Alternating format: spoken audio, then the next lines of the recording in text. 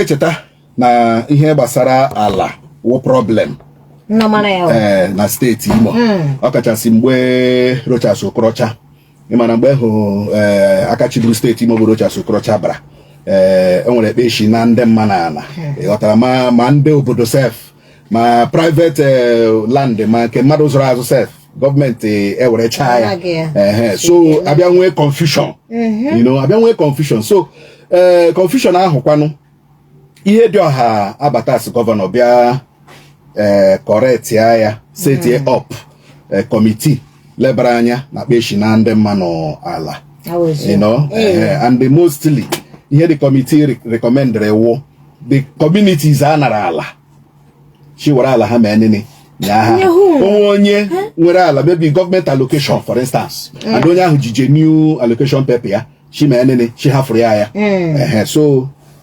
Governor Hope Uzodimma abịazịa gakwa n'ihu with that committee at the end of the day I say ndị ahụ gọọmenti na ala ha n'ụzọ na-ejighị eji ngwa were ha nọ ala so o nwere ala ndị New Jerusalem Liberation Ministry Church nwe ha bịara n'ụlọ ọrụ anyị kamgbe last year ka ha bịara ihe ha ịghọtala mana due to otu ihe shiri mee we couldn't pursue the case and ha ji ekwugokwu ala awụ enwere judgment on this particular land onweghị obodo si na ihe wụ ala ha ihe wụ government land and this government land ndị nwekwere original papers ya wụ New Jerusalem Liberation Ministry on ebe hospital road Port Harcourt road ebe ahụ ka ọnụ so but unfortunately enwezie ndị ọzọ bịara abịa amaba aga aka n'ala the barrister is here, right? Okay. One night, okay. This is a pastor. Pastor, you are welcome. This is one of the pastors of the church. Pastor, because exactly. Make Hanese Maragoda Hage first. Hanese Agazerunu. Ahambo Pastor Theophilus Udo Demma Nwogu. I'm a pastor in New Jerusalem Liberation Church and also a board of trustee member of the church. So this judgment was given before His Lordship, Honorable Justice I.M. Njaka, 20th day of December 2023. Judgment.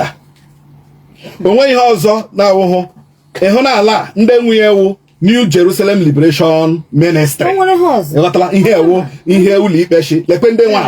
High court for them. So, come when you can hear 2023 road today. But I am a politician not behind them. Because problem in the Imo state, and when a site, one politician send them mother. I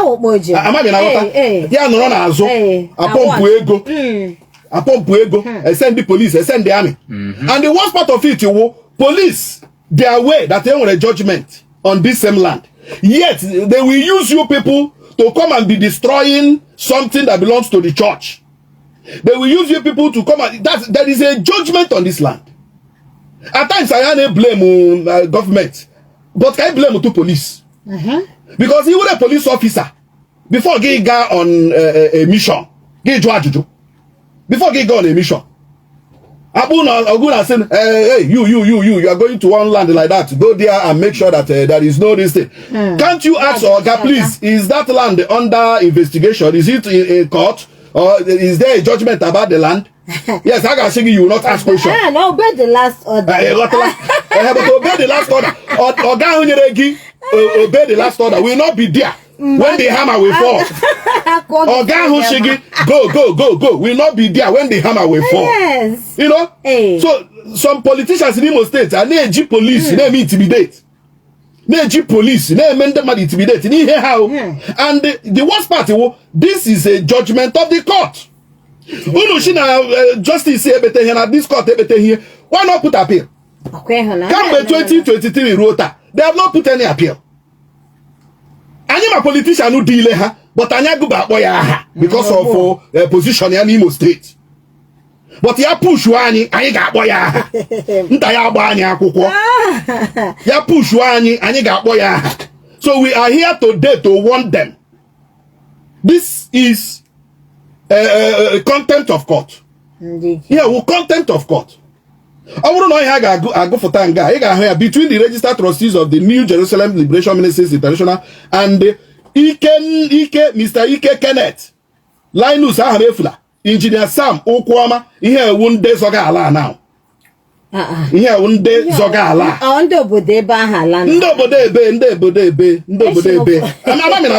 So these are the people zoga alande New Jerusalem Liberation Ministry International. And the court has, and they have gotten Ike Kenneth and wetala judgment. Linus Ahamefula and wetala judgment.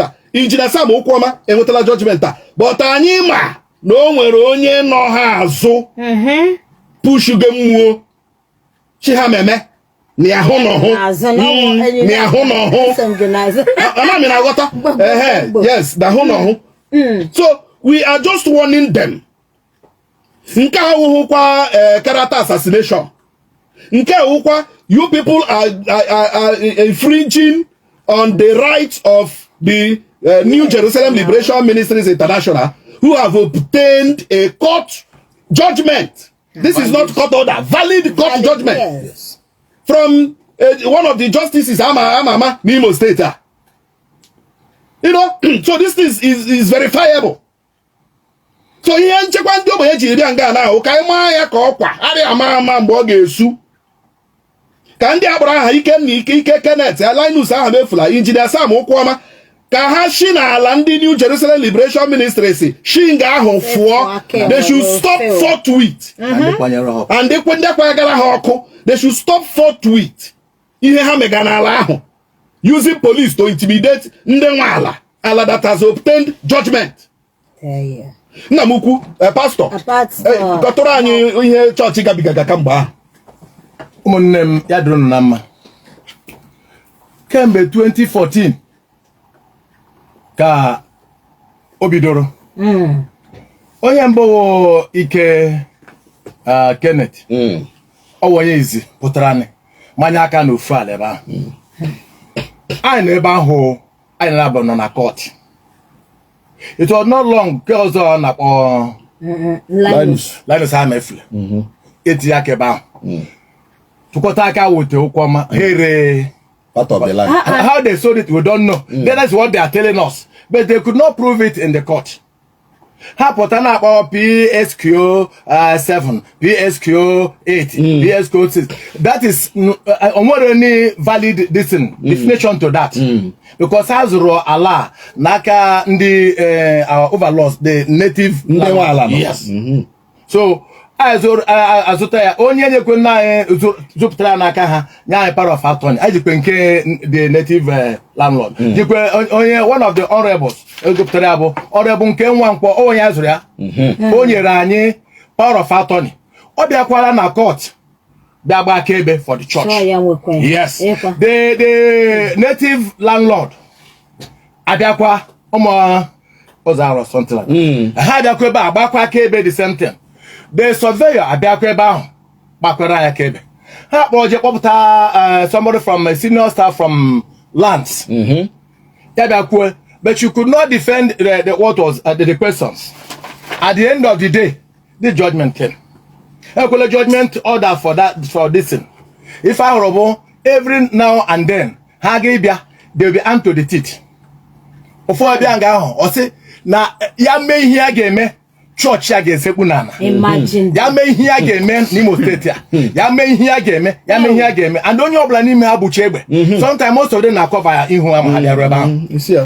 The other time they wanted to hurt our lawyer, but story.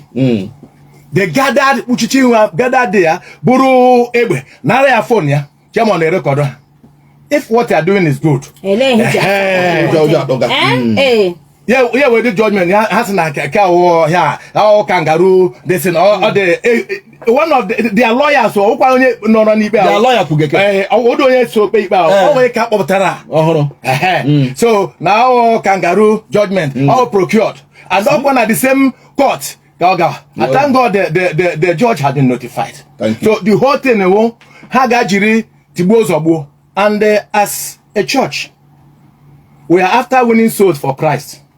onwe ha ji tigbuo zọgbuo eme gọọmenti onwe ka egwu a ga-alaiki tigbuo zọgbuo ịkpafu ọbara so anyị ala azụ a ga na-eje ya na-eme asif ọ bụ the best way to do ya ka anyị na-akpọkọ ọha na eze na ikwu na ibe ndị udo na-agụ ndị ihe ziri ezi na-atọ ụtọ ka ha bịa ka ọ ghara ịwụ oche a na-asị ha eme ha ga-eme ọbara ga-efe mfa ka a ghara ịkpọ na-asị ọ ga-awụ ndị chọọchị ache ma ha na-ewin soul for Christ na ọha bịa Injinia Sam Ụkwụọma ọ bụrụ na ị gaa through this thing George si ha kwụọ 100 million naira yes 10 million 10 million 5 million each ihe mụrụ nga 100 million naira only for being damages for trespass in that between the months of May and July 2014 the first defendant entered into the plaintiff's land ala Okpommiri registered as number 87 at page 87 in volume 1110 of the land registry Owerri tipped some sand modeled some blocks and started erecting a building without leave or license of the plaintiff. So ihe awo ihe ụlọ ikpe shi ha kwụọ so ọ bụrụ na ilekwa n'anya ị ga-ahụ witnesses P1W Bertram Elaro evangelist Mrs. Bertram Elaro sorry sir ọ bụ the native landlord onye resịrị ndị resịrị nke Nwankwọ honorable in Imo State House Assembly before now yes we know him enwe hem chọrọ eju Elaro ọmara na ndị ọmara na ike Kenneth na ụmụnne ọmahụ ndị ha wụ. In fact, let me tell you, these people were claiming that this land is government land. Oh. I hear that claim, now here government land. You know, now this land, one of those land that was owned by the government, and now how I won't there in charge of it. Now, Abolonye Wala, the original owner of the land, you know, Yakwele Konyo Reshrala.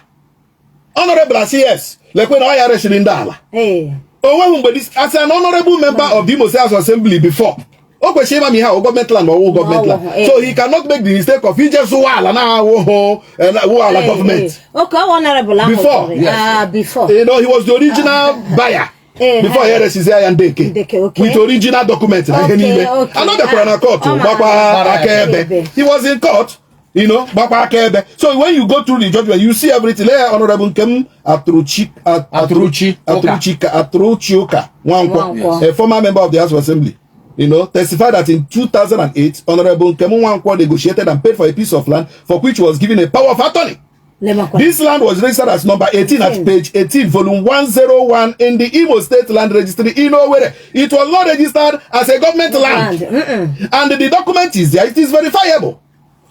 Any power of attorney. So, only him we gonna land the church because on the church probably hage megulinu the church, you know, and they have umuchineke, no. Ha ga-eji ike ha na ha chọọ nsogbu ha zọmi ha zọsụ chilele ha aka elu chi Chineke mgbe uche gị mee uche Chineke a ga-eme na ake ihe ga-eme na ake they must leave that land for these people. Yes, they must leave that land for these people. I was joking because the Bible kukwara yakwa ha meja ka the kingdom of God suffer violence and only violence.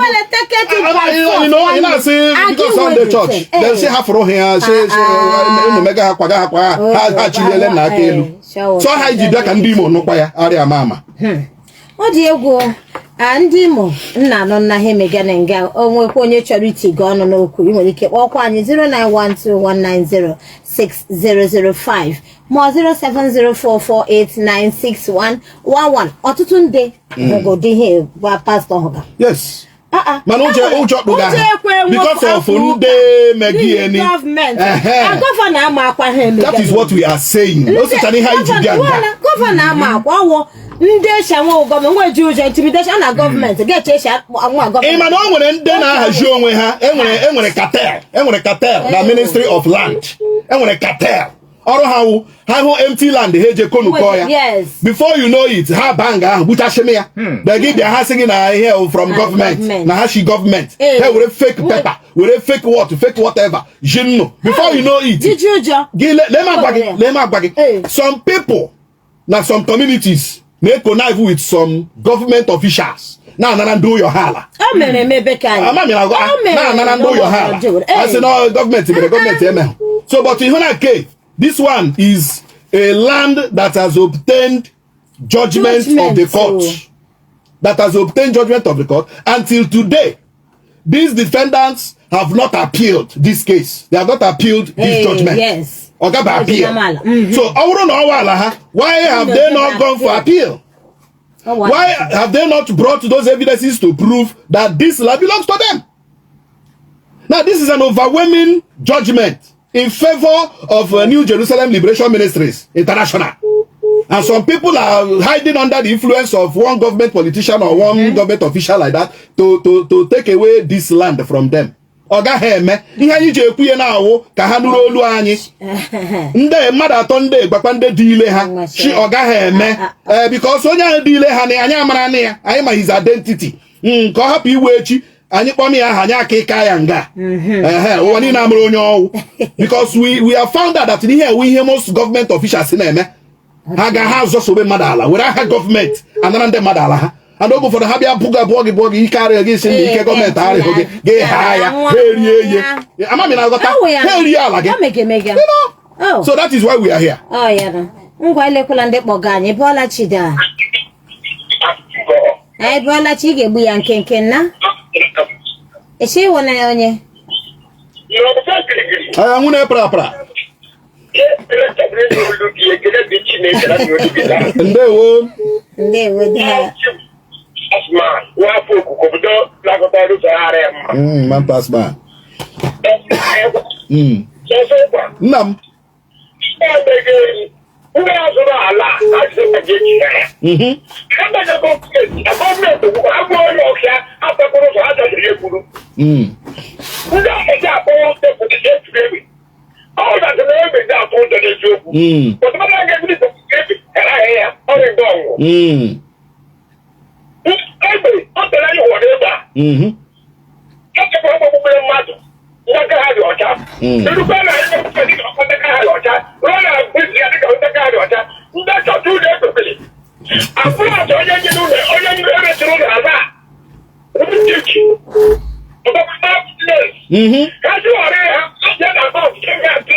Yes.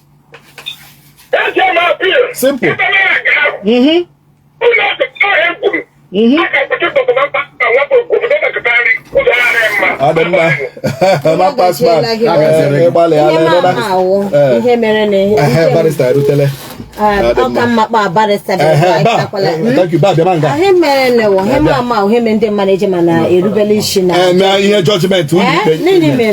You are welcome. Thank you. No. Briefly. State aha nwo barista Piori owo mo nwa wonye ji kwendi New Jerusalem enyere judgment na 20th December 2023 in their favor, in favor of the registered trustees. The whole matter was x-rayed